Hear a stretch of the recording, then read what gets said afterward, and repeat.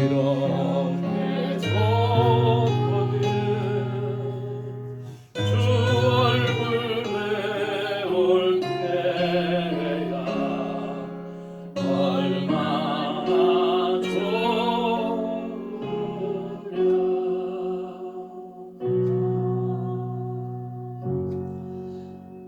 사랑하는 딸아, 사랑하는 아들아, 너희들은 나의 큰 기쁨이며 자랑이란다. 어제 너희가 어떻게 살았든 나는 너희도 너희와 함께 있고 지금 이 순간에도 너와 함께하며 영원토록 너와 함께 한단다. 아멘.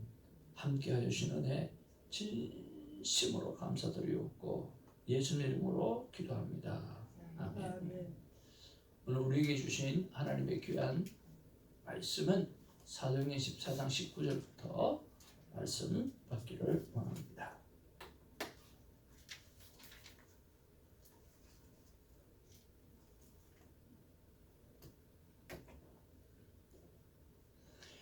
유대인들이 안디옥과 이고니온에서 와서 무리를 충동하니 그들이 돌로 바울을 쳐서 죽은 줄로 알고 시외로 끌어내치니라. 제자들이 둘러섰을 때에 바울이 일어나 그 성에 들어가다가 이튿날 바나바와 함께 혀배로 가서 복음을 그 성에서 전하여 많은 사람을 제자로 삼고 루스드라와 이고니온과 안디옥으로 돌아가서 제자들의 마음을 굳게 하여 이 믿음에 머물러 있으라 권하고 또 우리가 하나님의 나라에 들어가려면 많은 환난을 겪어야 할 것이라 하고 각 교회에서 장로들을 택하여 금식 기도하며 그들이 믿는 주께 그들을 위탁하고 시리아 시리아로 지나서 밤빌리아에 이르러 말씀을 버가에서 전하고 압달리아로 내려가서 거기서 배타고 안디옥에 이르니 이곳은 선서가 그 일을 위하여 전에 하나님의 은혜에 부탁했다는 것이다. 그들이 이르러 교회를 모아 하나님이 함께 행하신 모든 일과 이방인들에게 믿음의 문을 여신 것을 보고하고 제자들과 함께 오래 있으니라. 1절 15장 1절입니다. 어떤 사람이 유대로부터 내려와서 형제들을 가르치되 너희가 모세의 법대로 할례를 받지 아니하면 너희 구원을 받지 못하리라 하니 바울 및 바나바와 그 사이에 적지 아니한 다툼과 변론이 일어나니라.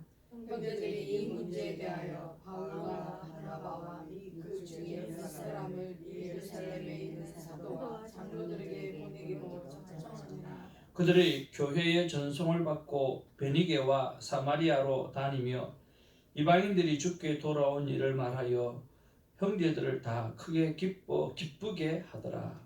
예루살렘에 이르러 교회와 사도와 장로들에게 영접을 받고 하나님이 자기들과 함께 계셔 행하시는 모든 일을 말하며 바리새파 중에 어떤 믿는 사람들이 일어나 말하되 이방인에게 할례를 행하고 모세의 율법을 지키라 명하는 것이 마땅하다 하니라.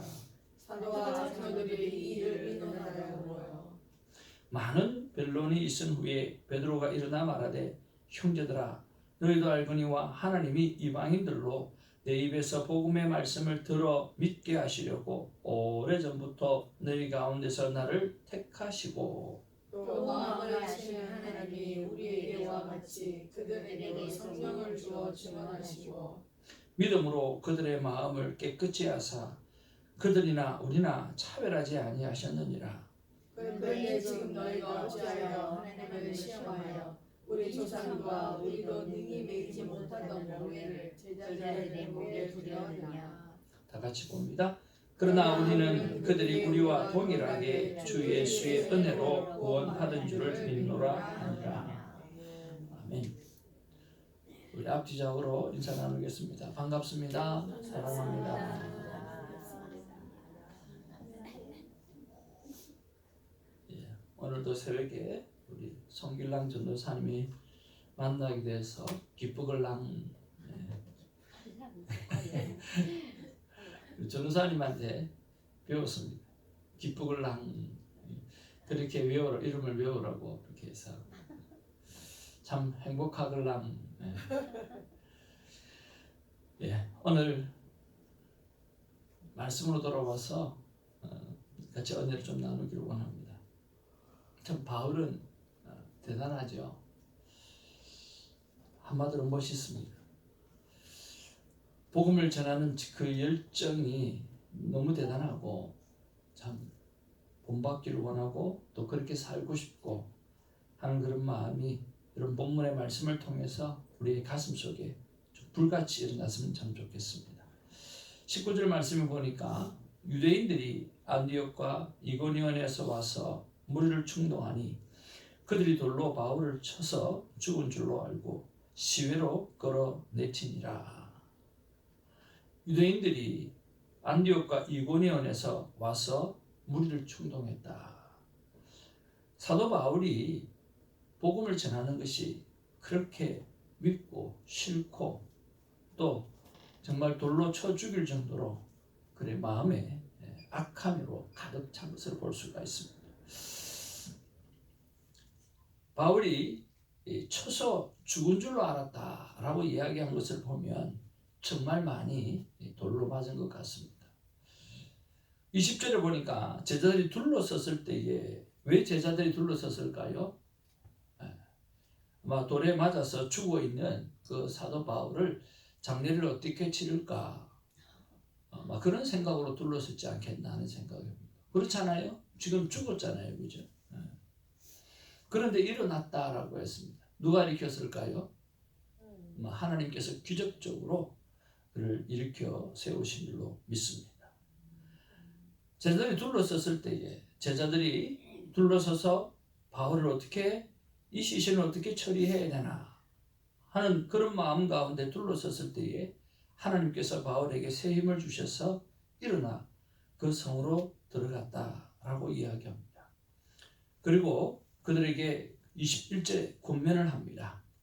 복음을 그 성에 전하여 많은 사람을 제자로 삼고 루스드로와 이고니온과 안디옥으로 돌아갔다라고 말하고 있습니다. 그렇게 일어나서 오늘 바나바와 함께 더베로 가고 더베로 가서 수많은 사람들에게 성에 있는 사람들에게 복음을 전하고 제자를 삼아서 또 루스드라와 이고니온과 안디옥으로 돌아가서 제자들의 마음을 굳게 하고 하는 이야기가 나옵니다. 이런 것 보면 정말 바울의 전도의 열정을 과연 이게 어디서 났을까 하는 그런 생각이 들지 않습니까? 오늘 말씀의 제목을 바울의 전도 열정은 어디서 나오는가, 어디서 나왔는가 라고 하는 것인데요. 저는 하나님 앞에 묵상 질문을 이렇게 올려드렸습니다.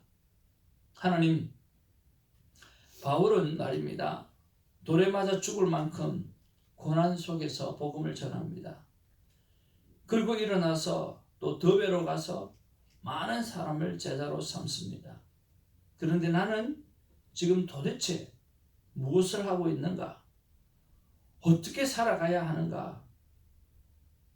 성령 하나님 저의 심령 속에 불과 같이 일어나는 복음의 열정을 허락해 주시옵소서. 그렇게 하나님 앞에 기도도 하고 또 내 안에 이런 불과 같은 열정이 왜 없는지, 왜 사라졌는지 그런 것에 대해서 하나님 앞에 여쭤보았습니다. 하나님 이런 마음을 주십니다. 혜정아, 지금은 핍박의 세대가 아니라 지금은 아주 다양한 생활 양식이 존재하는 세대란다. 그러니 이런 세대에 맞는 신앙생활을 갖게 해야 한다. 어떻게 해야 합니까? 예수님께서 십자가 사건 후에 부활하여 처음 만났을 때 제자들에게 준 것은 오늘 평안을 주셨다.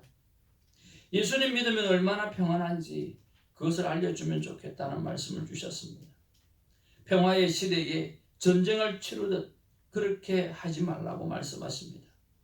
그러면 이 평화의 시대에 전쟁에 치르듯 하지 아니하고 오늘 정말 평안을 주시는 것처럼 평안을 전달하려고 하면 어떻게 하면 되겠습니까? 성령 하나님을 사모하게 하라 하는 말씀을 주셨어요.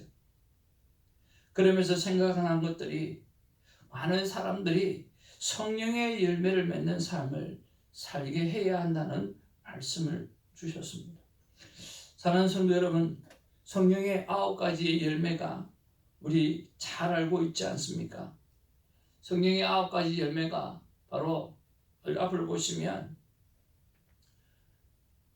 사랑과 희락과 그리고 평화, 화평입니다.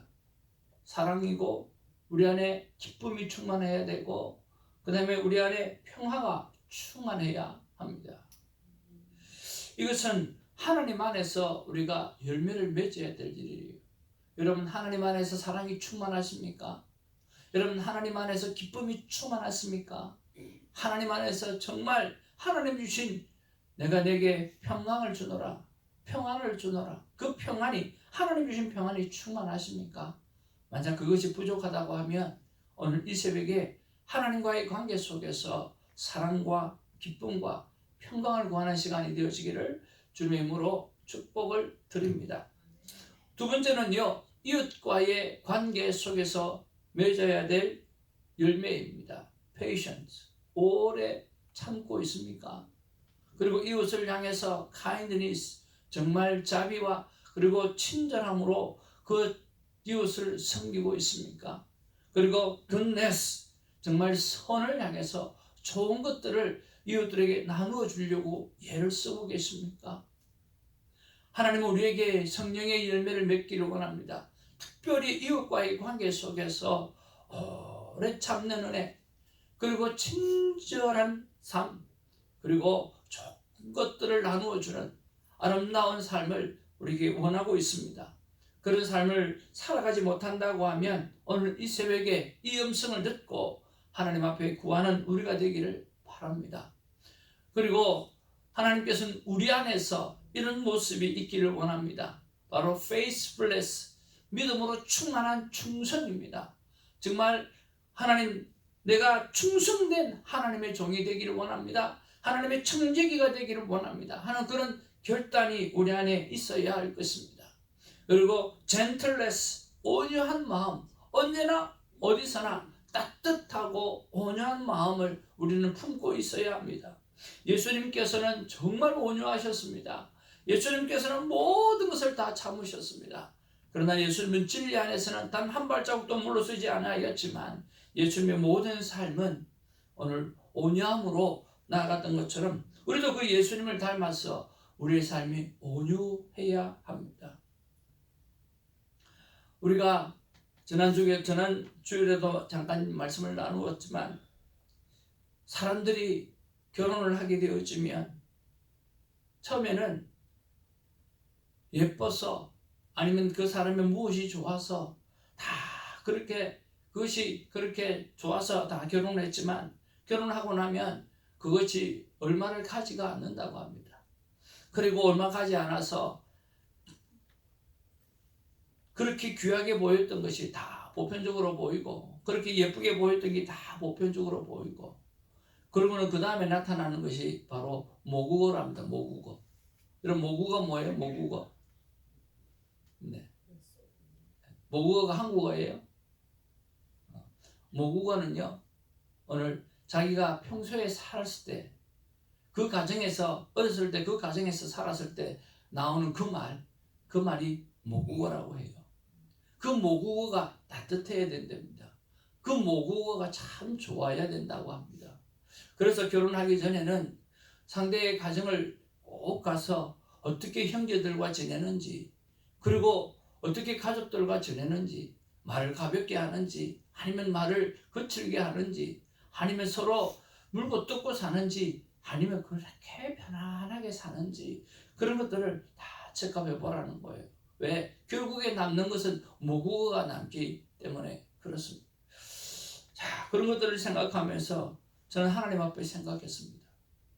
아버지 하나님, 저의 모국어는 무엇입니까? 좋은 것도 있고 나쁜 것도 있고 또 그렇게 나쁜 것 같지도 않고 또 그렇다고 해서 그렇게 좋은 것 같지도 않아요. 그런데 나의 모국어는 천국에서 왔으니까 천국의 말을 알고 생명만을 살리는 것이 나의 모고가 되었으면 참 좋겠습니다. 하는 그런 기도를 올려드렸어요. 여러분, 여러분의 모고가 어떤 모고가 있다 할지라도 아예 우리 모고 자체를 바꿔버리자고요. 우리는 생명의 말밖에는 할 줄 모르는 사람입니다.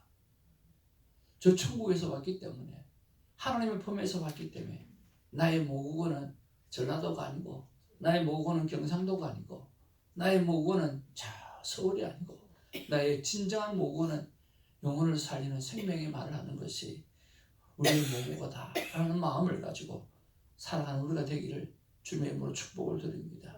Gentleness, 그 모국어를 회복하기를 원합니다. 그리고 마지막에 self-control입니다. 하나님 안에서 우리가 절제하는 능력이 필요한 것입니다. 그래서 여러분, 하나님 안에서 사랑과 기쁨과 희락을 열매를 맺고, 이웃 안에서 오래 참음과 자비와 양선의 열매를 맺고, 오늘 내 안에서는 충성과 온유와 절제의 은혜를 성령의 열매를 맺는 우리가 되기를 주님의 이름으로 축복을 드립니다.